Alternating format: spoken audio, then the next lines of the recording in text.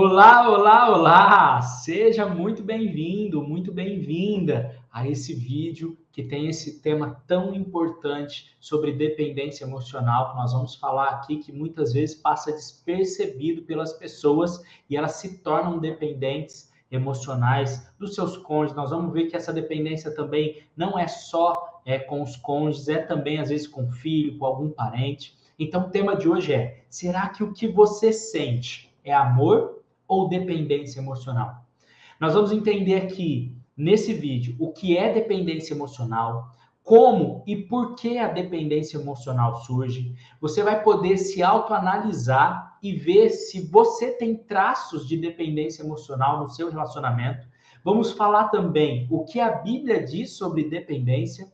E a coisa mais poderosa de todas, eu vou compartilhar com você o que anos de experiência me ensinou e o que eu descobri que liberta as pessoas definitivamente da dependência emocional. Mas antes da gente começar, eu quero te convidar a curtir aqui o vídeo, se inscrever no canal, ativar o lembrete. Isso é muito importante para que esse vídeo alcance mais vidas, mais pessoas, além do que você também seja sempre avisada quando novos vídeos que a gente compartilhar aqui no canal apareça para você. Então já dá o seu joinha aí, por gentileza, se inscreve no canal e ativa o lembrete. Então bora lá. Quando a gente fala sobre dependência emocional, ela é um sentimento muito desequilibrado, é um sentimento tóxico, tá? Porque quando a gente fala de amor, o amor ele suporta muito bem algumas situações. Lá em 1 Coríntios 13 fala sobre o amor, né? O que ele tudo suporta, né? Que ele no amor não há inveja.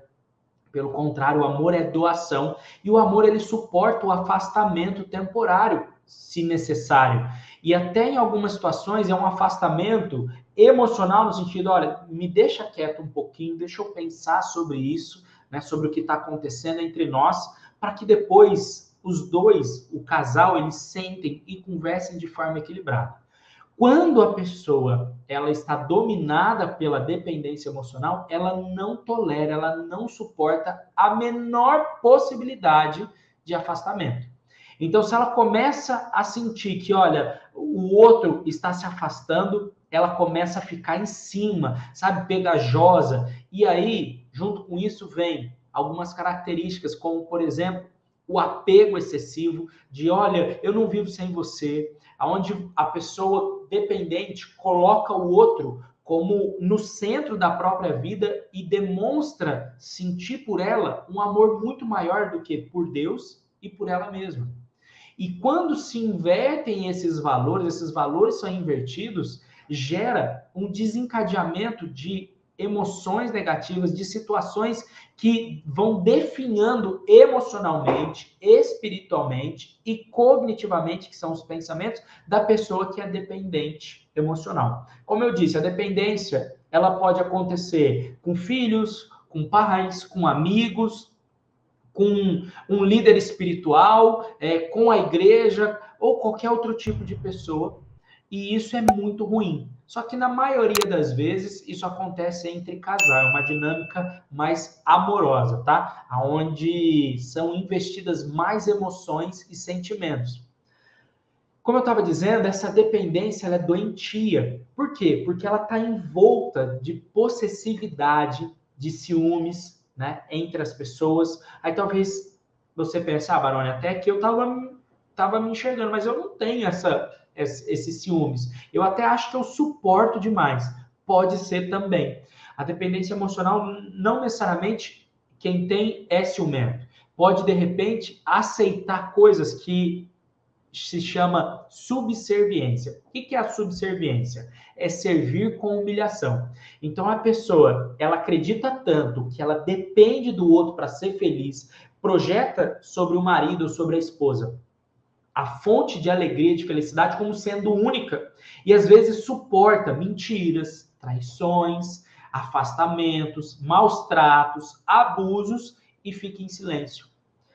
E aí, só que quando isso acontece, a nossa mente, ela não consegue manter-se equilibrada. Em algum momento, ela vai o quê? Derramar isso. Ela vai explodir, ela vai transbordar. E é onde o dependente emocional começa a sufocar o outro.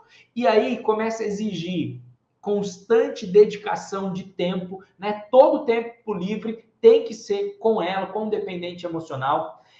Esse dependente começa a querer manipular, usar chantagem, às vezes, eu já vi isso acontecer, usar filhos, né, para fazer com que o pai ou a mãe passe mais tempo, ou usa de chantagem, olha, a gente não pode separar, pelo amor de Deus, não faz isso pelos nossos filhos. Isso é um sinal de dependência emocional. E eu sempre digo, se você convencer o teu cônjuge a ficar por conta dos filhos, eu te garanto que você vai sofrer muito mais do que o que você já estava sofrendo no seu relacionamento. Por quê? Você está pedindo e convencendo ele a ficar pelos motivos errados. É lógico que os filhos são importantes, mas a relação que está terminando ali é a sua com ele.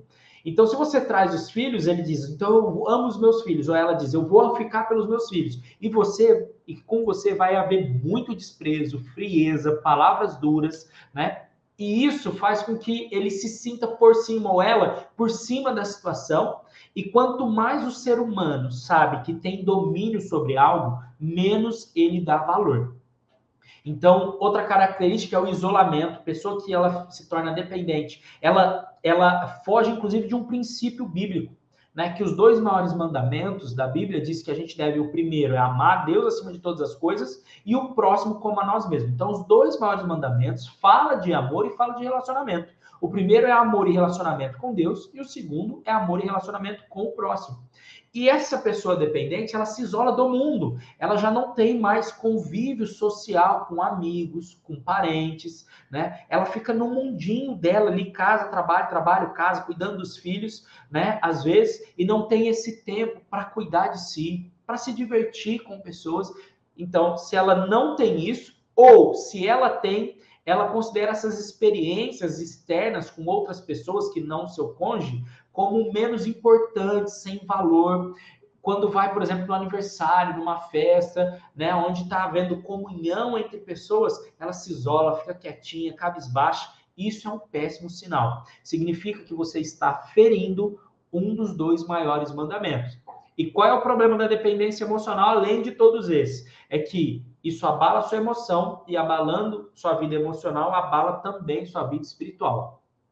E abalando sua vida espiritual, você ora menos, jejua menos, intercede menos pela sua família, vai menos ao culto, e isso vai dando o quê? Gerando fraqueza no espírito, porque a Bíblia nos ensina isso. A nossa carne luta contra o espírito luta contra a carne. Então, quem é que vence essa batalha? Aquele que você mais alimenta. Então, se você deixa de alimentar o teu espírito, o que alimenta o espírito? Oração, jejum, louvor e leitura da palavra. Esses 4 pilares têm que estar sendo consumidos constantemente. Todos os dias a gente tem que exercitar esses 4 pilares. Se você deixa de exercitar isso, a tua natureza humana fica mais forte, sua natureza humana ficando mais forte, o inimigo tem mais liberdade para agir com você e nas pessoas ao seu redor. Ele vai dominar as suas emoções, vai fazer você se sentir mal e ele começa a distorcer seus pensamentos, criando pensamentos de autocondenação, dizendo, olha, você não é bom o suficiente, você não é bom o suficiente, você não vale nada, e começa a trazer esses sentimentos que vão se expandindo. E há estudos científicos hoje que identificaram que doenças emocionais geram doenças físicas. Então, se a sua emoção, se a sua alma fica doente, também o seu corpo vai ficar doente. Então, você vai distorcendo a sua própria imagem, se autoflagelando, se autocondenando. E muitas pessoas não percebem isso acontecer. Por quê? Porque a dependência emocional, de alguma forma, ela, para algumas pessoas, era um mecanismo de defesa. Como assim, Baroni? A pessoa ela tem tanto medo de sentir um vazio dentro dela, de sentir sozinha, de se perder, de passar necessidade. Por exemplo, o marido diz, acabou a esposa, estou indo embora. E às vezes ele ou ela é o cabeça da família, né? É o que mantém ali financeiramente a família, fala, nossa, você foi embora, eu morro, né? E aí você não considera a palavra de Deus, que diz que, olha, os pássaros não plantam e não colhem, não falta comida para eles, quanto dirá para nós, filhos amados do Senhor. E aí você fala, não, eu não posso ficar sem você, pelo amor de Deus, não vai embora. E aí você insiste. Então é uma medida protetiva, né? Desequilibrada e excessiva até, de tentar se livrar desse vazio. E ao invés de tentar livrar desse vazio reagindo, né? Assumindo o controle da própria vida, dizendo, olha, então tá bom, o meu desejo é que você fique, mas eu sei o meu valor, eu sei quem eu sou, né? Eu sei da minha capacidade, eu vou dar a volta por cima. Ao invés de reagir e se amar e avaliar os seus talentos, não, ela prefere enterrar os talentos dela. Né? E quando a gente diz talento, é o seu valor, é tudo aquilo que você é, tudo aquilo que você sabe. Afinal de contas, você fez o seu marido, a sua esposa se apaixonar por você em algum momento, então é porque você tem muitas qualidades, mas na dependência emocional você não enxerga nenhuma delas. Você se autocondena ao ponto de achar que ninguém vê valor em você e nem mesmo você, que você talvez não valha nada. E isso é uma mentira do diabo para tentar roubar, matar e destruir sua vida emocional e também a sua família. Nem sempre, tá, gente? A dependência emocional, ela está totalmente consciente. A pessoa dependente emocional está totalmente consciente desse comportamento. E, inclusive, a Bíblia fala que a dependência emocional é um pecado de idolatria. Então, a única pessoa que a gente deve amar, e o primeiro mandamento diz isso, amar a Deus sobre todas as coisas. Antes de eu falar para você, trazer aqui o que a Bíblia diz sobre esse tema de dependência, eu quero te convidar, se você chegou agora aí, a comentar esse vídeo, se está fazendo sentido para você, se você está se identificando como um dependente ou uma dependente emocional, o que fez você identificar aqui, comenta aqui no vídeo, né? Dá o like aí também, e mais uma vez eu te peço, se inscreva no canal. Vamos ver o que a Bíblia diz lá em Êxodo, tá? Capítulo 20, versículo 3, diz o seguinte, olha, não terás outros deuses além de mim. Deus disse isso ao povo hebreu quando libertou eles da escravidão. Falou, olha, gente, aconteça o que acontecer, adorem só a mim. Então, essa adoração não é só para outros deuses. A Bíblia também fala da idolatria pelo dinheiro. O amor ao dinheiro é a raiz de todos os males. Então, não é o dinheiro, é o amor a ele. Todo relacionamento, né? Ele é abençoado por Deus. Então, o relacionamento familiar, a família é projeto de Deus, o casamento também é projeto de Deus. Mas se a gente perde o equilíbrio e tira Deus do centro, a gente começa a fazer do outro, o nosso filho, né, o marido, a esposa, o pai ou a mãe, a gente faz do outro o nosso Deus. E aí desanda, porque o inimigo ele tem legalidade. Talvez você esteja pensando assim, nossa, Baroni, o que você está falando está fazendo muito sentido, eu estou me identificando, mas eu não sei o que fazer para me libertar da dependência emocional, eu me sinto fraco, parece que nada para mim está funcionando, eu não sinto alegria em viver. E eu quero deixar aqui para você refletir, e eu oro para que em nome de Jesus essa palavra entre no seu coração. Está lá em Salmos, Salmos 73, né? Porque Salmos não tem capítulo. Salmos 73, versículo 26, diz o seguinte: a minha carne e o meu coração desfalecem, mas Deus é a fortaleza do meu coração e a minha porção para sempre. Então, aconteça o que acontecer, Deus é contigo. É possível sim reverter esse quadro se você se comprometer. Não é fórmula mágica, não vai acontecer do dia para a noite. Poxa, vi esse vídeo, me identifiquei e agora tudo vai mudar. Não. Identificar o primeiro passo, agora você tem que agir. E o que eu descobri sobre a coisa mais poderosa para libertar as pessoas dessa escravidão da dependência emocional? Chama-se alinhamento do ser trino. O que é ser trino? Ser trino é um ser de três partes. A Bíblia diz que Deus é Pai, Filho e Espírito Santo, e os três formam um. E nós somos a imagem e semelhança de Deus. Nós somos três também, por isso trino vem de três. Então é um ser de três partes. Nós somos corpo, alma e espírito. O corpo, ele representa os nossos pensamentos. A alma representa os nossos sentimentos. E o espírito é a nossa conexão com Deus.